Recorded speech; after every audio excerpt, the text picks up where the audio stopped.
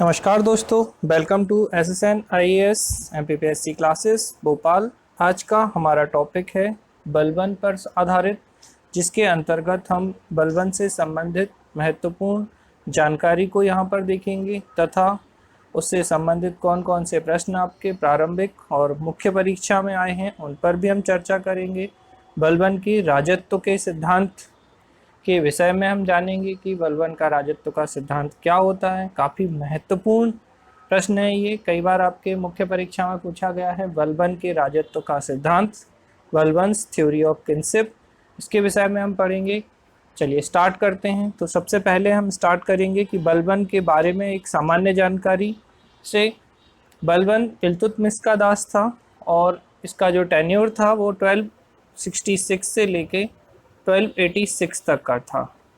तो आपको ये ध्यान रखना है कि इसका टेन्योर 1266 से लेके 1286 तक का इसका टेन्योर था। इल्तुतमिश के काल में ही यह चालीसा दल, जो कि इल्तुतमिश के द्वारा या तुर्कानी चहलगानी जिसे इल्तुतमिश ने बनाया था, इसका ये सदस्य बन जाता है और इसने राजत्व का सिद्धांत प्रस्तुत किया था। इसने अपने आप को नियाबत ए खुदाई, ईश्वर का प्रतिनिधि, जिल्ले इलाही, ईश्वर की छाया बताया है और इसने यहाँ तक कह दिया कि इसका जो राजत्व का सिद्धांत है वो उसे ईश्वर द्वारा या भगवान द्वारा प्रदत्त किया गया है, ना कि अमीरों के द्वारा उसको बनाया गया है। इसके अलावा इसने सिजदा पाबूस प्रथा को चलाया, इसने लोह एवं रक्त की नीति को अपनाया। इससे संबंधित बातें जो सबसे इम्पॉर्टेंट है, इसने ईरानी एक त्यौहार है जिसे आप नौरोज़ त्यौहार के नाम से जानते हैं। ईरानी यानी कि फारस। तो ईरानी त्यौहार नौरोज़ को इसने मनाना स्टार्ट किया था। इसके अलावा इसने चालीसा दल को समाप्त कर दिया था। तो हम स्टार्ट करते हैं बलवन के राजत्व का सिद्धांत। तो सबसे पहले हम देखेंगे बलवन्स थ्योरी ऑफ किनशिप। तो डिवाइन राइट्स ऑफ किंग्स, बलवन said that the king was the representative of God on the अर्थ। बहुत बहुत महत्वपूर्ण है, आपको याद रखना है अच्छे से। बलबन ने कहा था कि सुल्तान या राजा पृथ्वी पर ईश्वर का प्रतिनिधि है and kingship was the divine institution. He declared this to make the nobles believe that he got the crown और the kingship not through their mercy but by the mercy of God. Balban ने वास्तविक रूप में ये कहा था कि जो उसके राजत्व का सिद्धांत है या सुल्तान का जो पद है वास्तव में वो क्या है। तो बलवन ने कहा कि सुल्तान पृथ्वी पर भगवान या ईश्वर का प्रतिनिधि है, राजत्व उसका एक दिव्य संस्थान है। उसने अमीरों को यह विश्वास दिलाने के लिए घोषित किया कि उसे ताज या राजत्व उनकी दया या कृपा से नहीं मिला है, बल्कि ईश्वर की दया और कृपा से मिला है। तो पहला पॉइंट हो जाता है हमारा राजाओं का देवीय अधिकार या divine rights of the Kings. Next बात करते हैं रॉयल डिसेंट, शाही वंश। तो बलवन ने यहाँ पर ये बताने का प्रयास किया कि लोगों का ऐसा मानना था कि केवल शाही परिवार के लोग ही शासन कर सकते हैं। इसलिए उसने घोषणा की कि वह महान तुर्की योद्धा जो कि अफरासियाब वंश के वंशज थे उनसे संबंधित है और परिस्थितियों ने ही उसे गुलाम बना दिया था। इंग्लिश में बात करते हैं हम। Balban realized that people at that time believed that it was only the prerogative on the ancient royal families to rule and exercise power.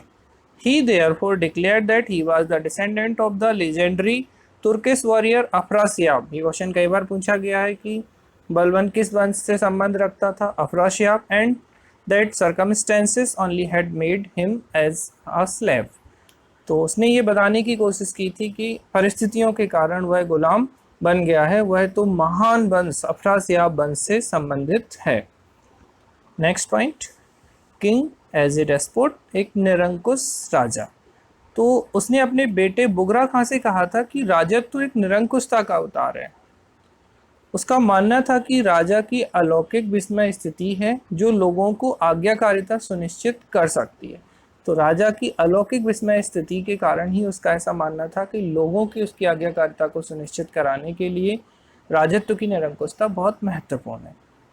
He said to his son Bugra Khan that kinship is the embodiment of despotism. He believed that it is the king's superhuman ebb and status which can ensure pupils' obedience.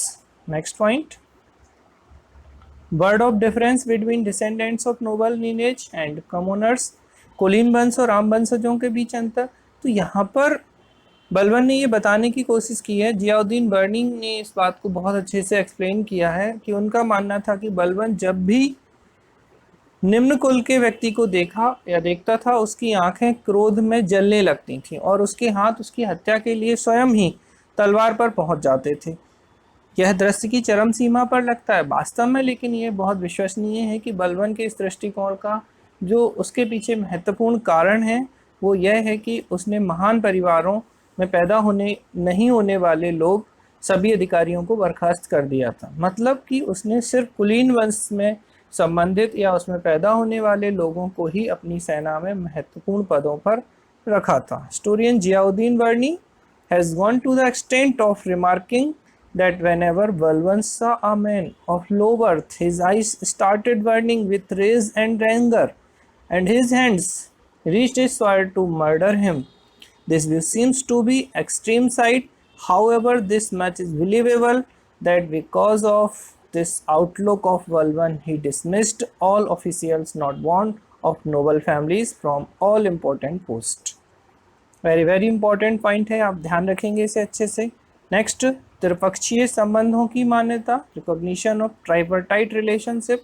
इसके अंतर्गत बलबन ने 3 तरीके के सिद्धांत या 3 तरीके की relationship की बात की है। पहली, भगवान और सुल्तान के बीच में, तो बिटवीन गॉड एंड द सुल्तान। फिर दूसरा, सुल्तान और लोगों के बीच में, तो सुल्तान एंड द पीपल। और तीसरा है गॉड एंड द पीपल, तो भगवान या ईश्वर और लोगों के बीच के संबंधों की बात यहाँ पर इन्होंने की है और इसी को इन्होंने मान्यता दिया है।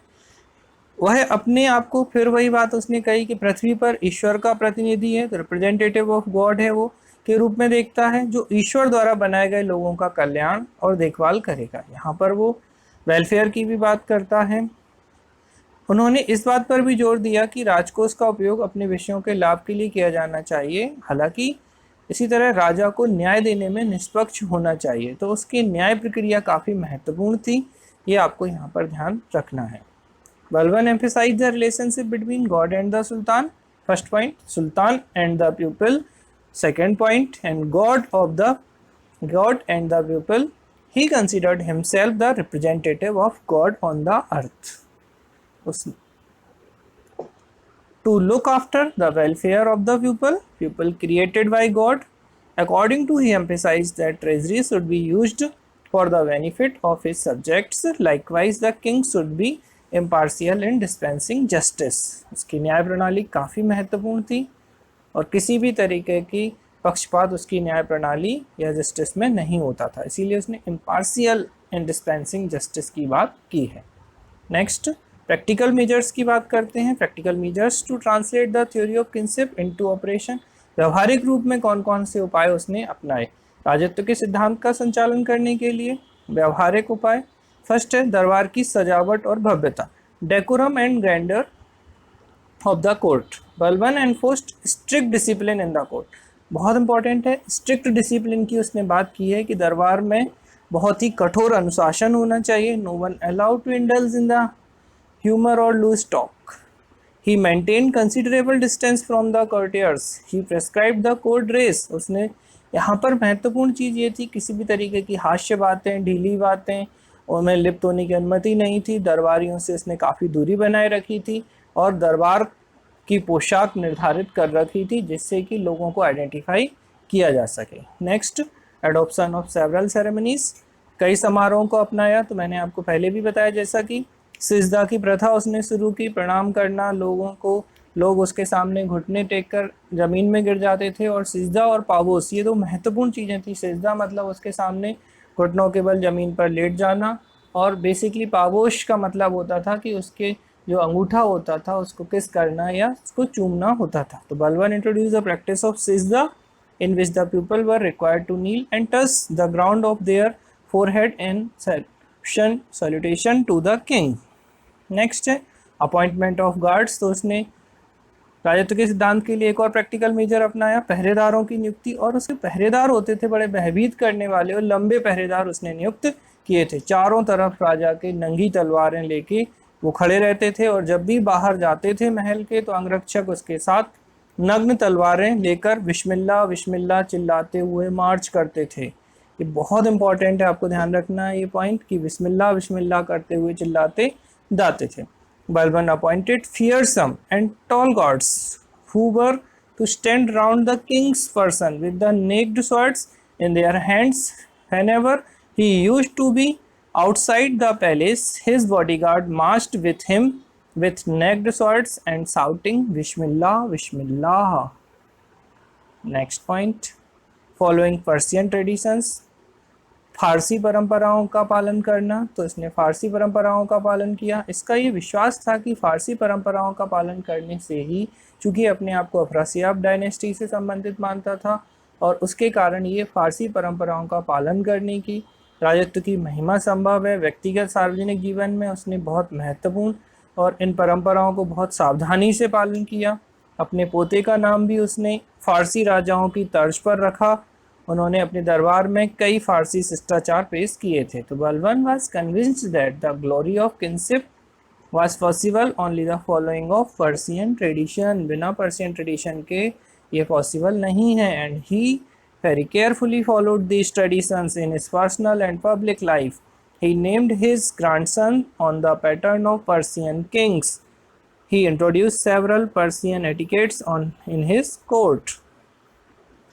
नेक्स्ट, ऑलवेज रिजर्व्ड, उसने हमेशा अपने आप को अलग रखा, संरक्षित रखा। यहाँ पर एक घटना है जो इससे संबंधित है। जब इसके एल्डेस्ट सन या बड़े बेटे की मौत हो जाती है तो उस समय जब खबर इसको सुनाई जाती है तो वो इस तरीके से व्यवहार करता है जैसे उसे कोई इन सारी चीज़ों से कोई फ़र्क नहीं पड़ता है।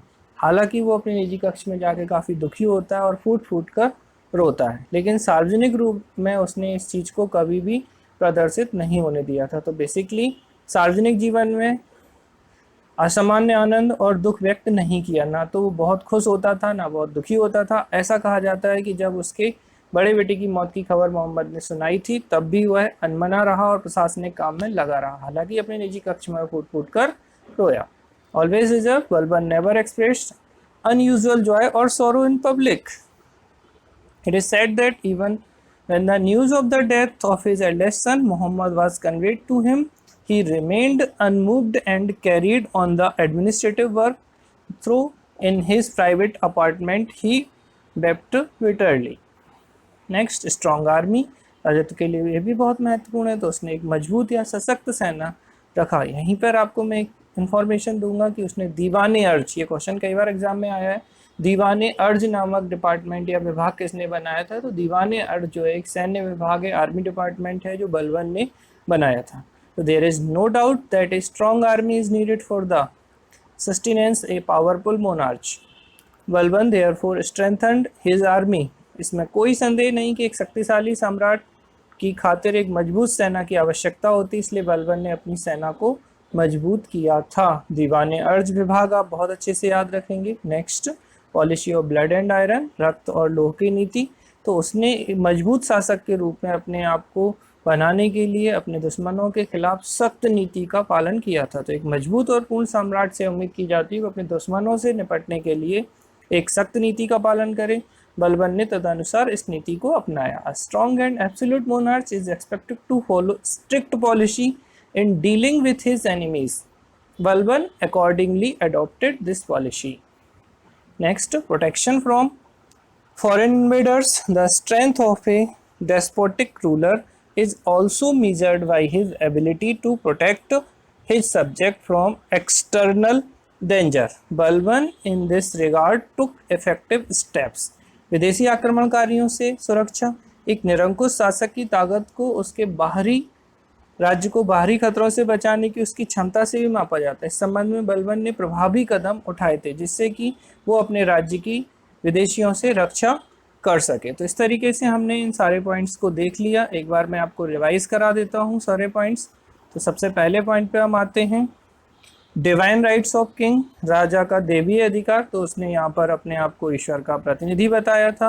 रॉयल डिसेंस, शाही वंश के बारे में बताया उसने अफरासियाब वंश के किंग एज डेस्पोट, निरंकुश राजा के रूप में उसको साबित किया। कुलीन वंश और आम वंशजों के बीच के अंतर को यहाँ पर बताया गया है। फिर उसने त्रिपक्षीय संबंधों की मान्यता पर बात की। फिर उसने प्रैक्टिकल मेजर्स क्या क्या अपनाए, तो decorum and grandeur of the court, तो दरबार की सजावट और भव्यता की बात की। एडॉप्शन ऑफ सेवरल सेरेमनीज, कई समारोहों को अपनाना। पहरेदारों की नियुक्ति, appointment of guards following Persian traditions, फारसी परंपराओं का पालन करना। ऑलवेज रिजर्व, हमेशा अलग रखा। मजबूत सेना, स्ट्रॉन्ग आर्मी। रक्त और लोह की नीति, policy of blood and iron.